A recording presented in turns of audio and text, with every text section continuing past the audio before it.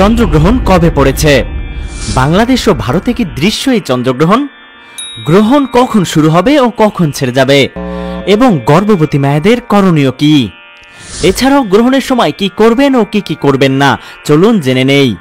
প্রথমে জানবো কবে পড়েছে চন্দ্রগ্রহণ। আসছে 18 সেপ্টেম্বর বুধবার বাংলাদেশ ও ভারতে চন্দ্রগ্রহণ পড়েছে।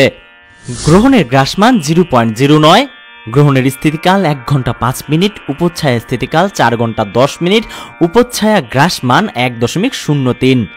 এবারের চন্দ্রগ্রহণ বাংলাদেশ ও ভারতে অদৃশ্য, তবে গর্ভবতী মায়েদের পালন করা উচিত এবং গ্রহণ চলাকালীন নিয়ম মানা উচিত, যেহেতু গ্রহণ আমাদের গ্রহতেই হচ্ছে।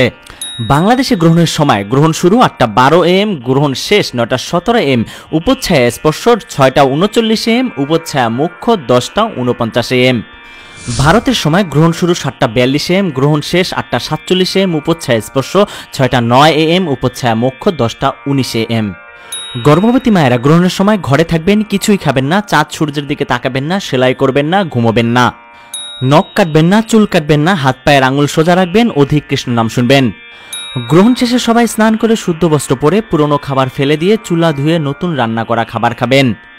গ্রহণ চলাকালীন অধিক হরিনাম জপ, গ্রন্থ পাঠ, কীর্তন শ্রবণ ও কৃষ্ণ কথা আলোচনা করবেন। আর গর্ভবতী মায়েরা জপ না করলেও কীর্তন শ্রবণ ও হরিনাম জপ করবেন মুখে মুখে। হরে কৃষ্ণা।